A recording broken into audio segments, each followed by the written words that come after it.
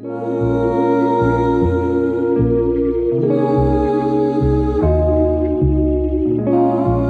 right, Ben, I want to talk about a term that's being thrown around a lot today in Yeah. society, which is trauma. Yeah.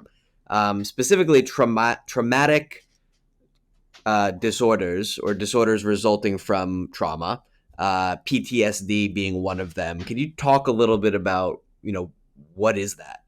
So trauma is a skewed view of something that's happening to you or happening to someone else. Like it's something that gets embedded into your thinking and your processing, your belief system, where you're not able to manage because of what happened to you, or at least what you observed. Post-traumatic stress disorder is a response to that. Post-traumatic stress disorder can take can take the life of depression, where you're sleeping too much or not sleeping at all. You're paranoid. You're eating too much or eating too little. You're self-medicating, or you're using drugs to forget what happened to you. And there's different degrees of trauma.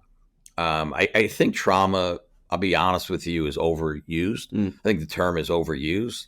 Um, I think people have had serious trauma, but I also think that because it's overused and it's in the ether everywhere, that anything now has become trauma, and we're oversensitized Sure. to it. Is it relative to the person's perception, or is it more of like an objective or absolute scale? For instance, a vicious, a rape or a death or something. If you could say objectively, I would understand that that's traumatic. But to somebody else, Yeah, getting their ego bruised on a date could impact them depending on their psyche in a that's right. similar way. So That's is it right. more about the response, or is it more about the severity of the incident, if you will? It's more about how they handle it moving forward. Mm. What they address and how they handle it. A lot of times, there's stuff that happens to people where they should respond. It is trauma, and they just bury it. Other times, like I said before, people overreact.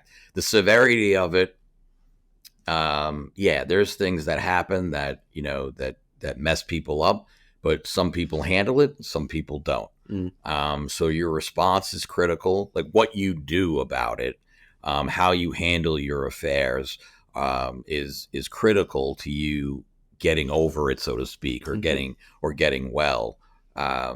Yeah, I mean, people deal with a lot of stuff and they're totally fine, and then there's somebody else that has to deal with something and they're not Sure. okay. So let's just say, though, that somebody has PTSD. Sure. I think of PTSD oftentimes associated with war veterans. Yep. I could understand why, but how does it impact them or manifest in their behavior and or outlook? I know you touched on it a little bit already. Yeah, no, it's an overload. It's basically an overload of their system. Like they're seeing things and experiencing things that probably a human being was not meant to. And so how it manifests itself is that they, they have low self-esteem, low self-worth.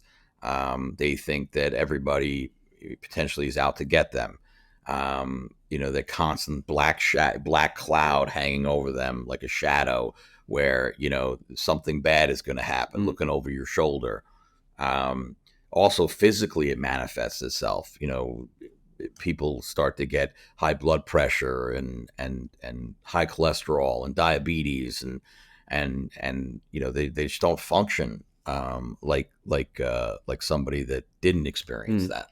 There's no shortage of patients that come in here with some sort of trauma. How do you like to treat it? So, a couple of different ways. Again, medication is definitely a piece of this, to sort of regulate somebody's emotions. I do like to treat it with cognitive behavioral therapy. I do like to find a person's belief system and hone in on their irrational beliefs, because that's going to be at the core of what's happening with this sort of repeated cycle and the tapes that somebody is playing over and over again. It's based on their belief system. It's based on it's based on their thought process. So there's that. There's trauma based therapies, that I like to utilize, but only when it's appropriate, like EMDR. Mm-hmm. You use that. The other thing I like to do is some conventional things. So, for example, building friendships and treatment. So there's social rehab aspect of it, being part of a group process and pushing somebody to talk about some things that they wouldn't necessarily talk about, involving family, to discuss the overall impact of trauma, um, making the person feel that they're not their trauma. They're a person first, and this is something that happened, and that they can deal with it, and they can get better. Great. Thank you very much. Got it.